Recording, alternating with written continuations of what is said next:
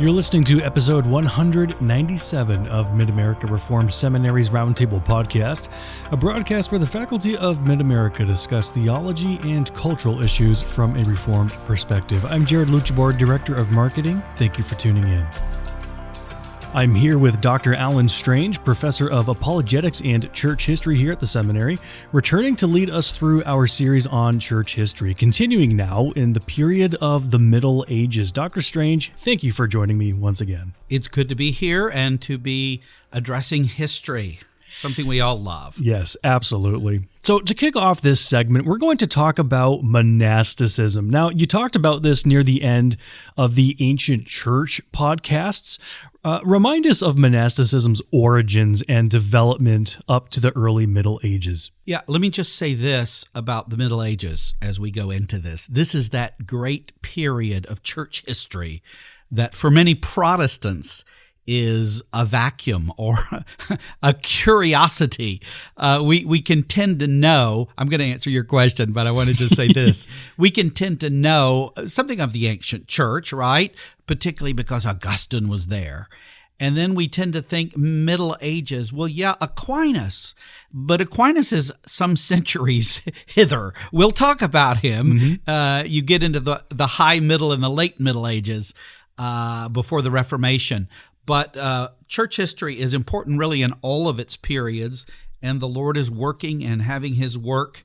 And so we can talk at a later point about why this sometimes certain periods get called dark ages in this. But this is an important period. The Lord continues by his Spirit to be with his church. The church, because it's not infallible, continues to both err in places and progress as it walks in faithfulness to the revelation of God. But monasticism, just to remind our listeners, we talked in the last segment of the ancient church about the origins of the movement, and we said that some scholars think that it's prompted by late Jewish communal and ascetic ideals, such as those, say, the Essenes that represented the Dead Sea cult and so forth. Others see a kind of Manichaean dualism or Gnosticism in the various forms that inspired extremes of asceticism with Christianity.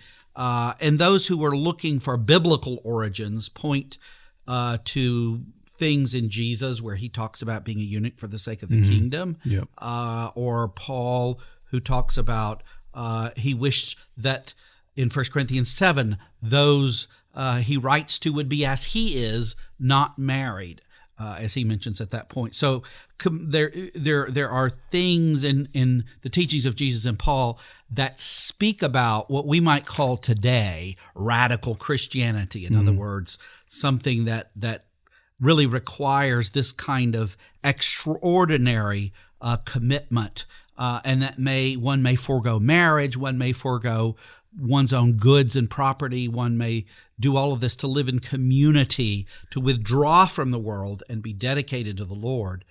But we also talked about how that a lot of this sort of radical ethos, if you want to call it that, was lived out or expressed in the ancient church when the church remained, before the conversion of Constantine in 312, when the church remained in those first centuries under persecution. Remember, they had 10 waves of persecution.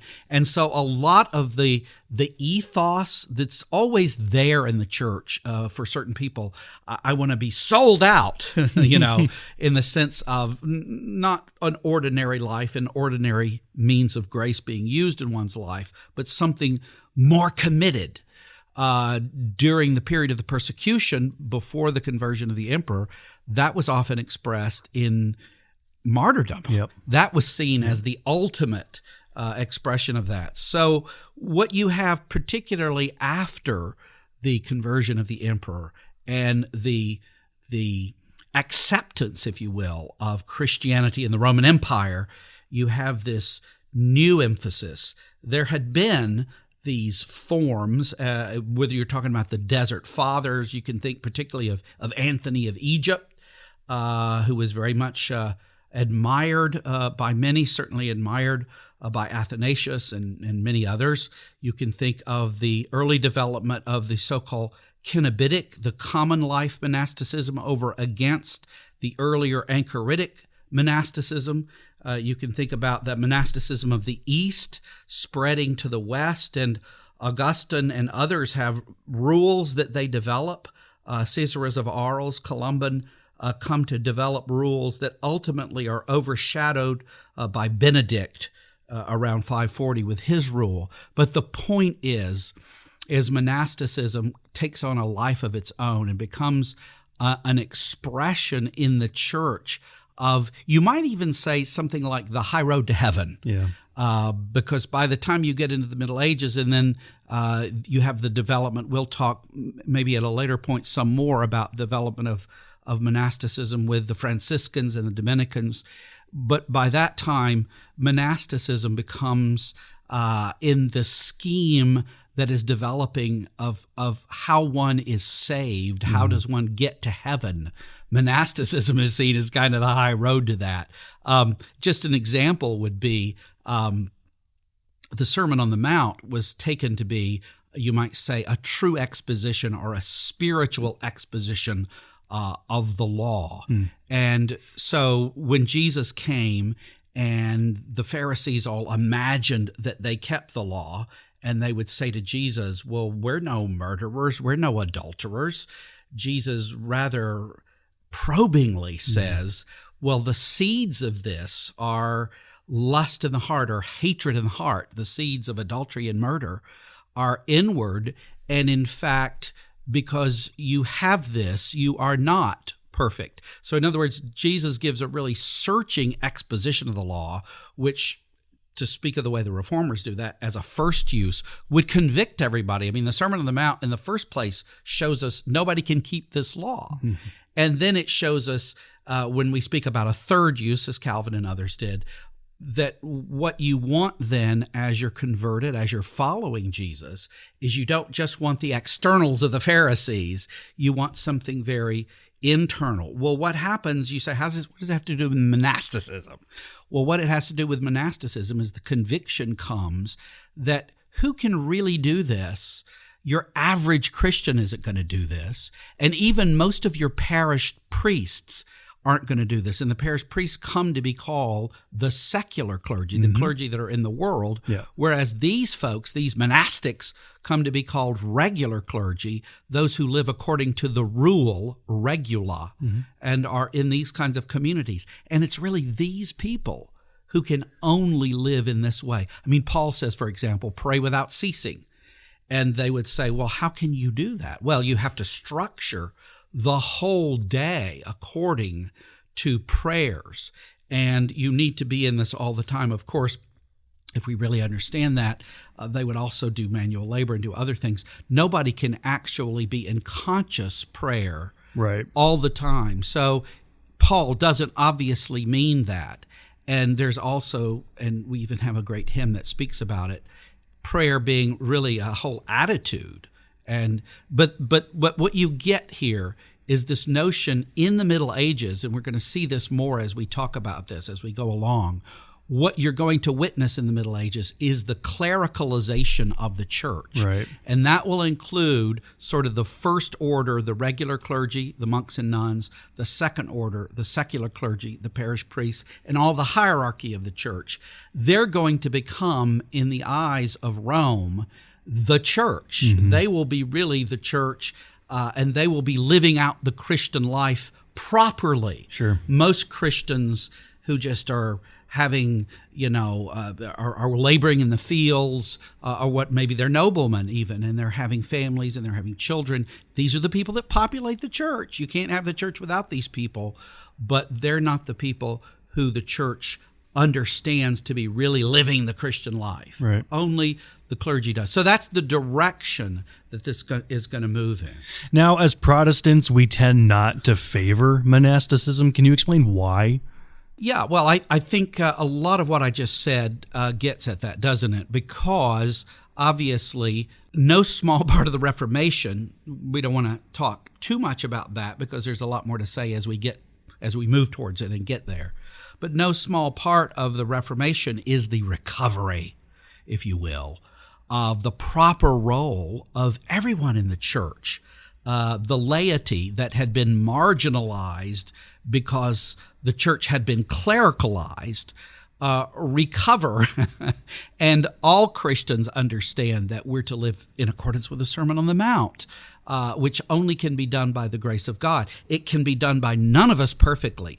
None of us can keep the law. We must trust Jesus, who alone kept it. But he, having kept it for us, does enable us by his Spirit to make a small beginning of walking in all the ways that he has set forth, maybe the smallest of beginnings, right? We understand that. But Protestants do not believe that in order to really serve the Lord, you need to withdraw from the world for the sake of the world. I should say that the monastics did have this ideal of we're withdrawing from the world for the sake of the world. What we're doing is for the good of everybody. If you were to say or make comments on whether any, I mean, you've kind of touched on a little bit of them, maybe expand on some of them, but good things that have come out of monasticism, what would you say? Well, providentially, no question there's no question that the Lord used monasticism because the communities formed by the monastics became often, particularly now in the Middle Ages, and with something we'll talk about in just a bit here, not in this podcast, but in a future podcast, the barbarian invasions and the conversion of the barbarian tribes. During this time, that is when the old Roman Empire was being overrun and what we would call Europe was in the process of formation, what we now know as Europe, as all the tribes come in and conversion happens. It was in the monasteries, oftentimes, that there was the preservation of the scriptures. That is to say, these were scriptoriums where they copied the scriptures, the manuscripts. Yep. So they preserved that. They were preserves of learning, where they kept the languages alive to the degree that they were. They were preserves of piety. There was a great deal of piety in this. And you may know, for example, Thomas Cahill famously talks about this when he wrote about how the Irish saved civilization.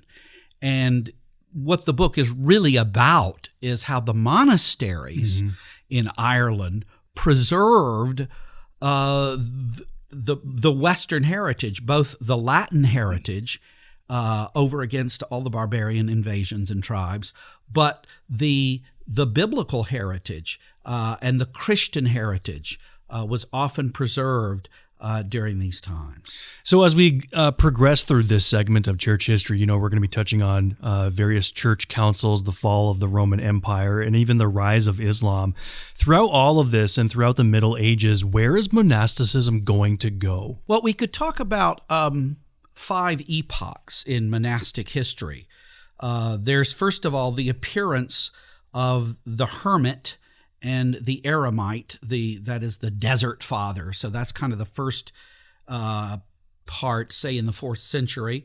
And then there's Benedict of Nursia and his rule in the 6th century.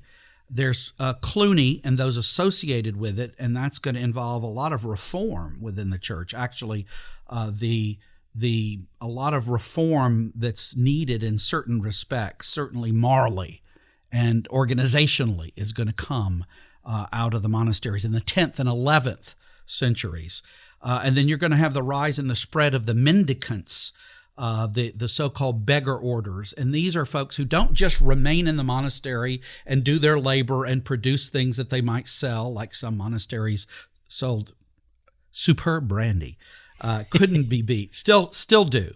But you have the Franciscans and the Dominicans who rise in the 12th and 13th centuries, and they go out of the monasteries, and they actually preach the gospel in many places and in the language of the people, which they don't hear in church because everything's in Latin, and people don't really understand it. We're going to talk more about that. And then you have the Jesuit order that really defends Rome and is the opponent of the Reformation. They rise in the 16th century. So that's something of where things are going to go in terms of monastic history. Next time, Dr. Strange examines the Second and Third Council of Constantinople and the Second Council of Nicaea. Tune in next time to hear about the important theological issues that were at stake in this period of church history. If you enjoyed today's episode, consider subscribing and sharing it with friends or family. Your support helps us bring more engaging content to your ears and helps us foster not just a community of lifelong learners, but thoughtful practitioners. I'm Jared Luchabor. Thank you for listening. We'll see you in the next episode.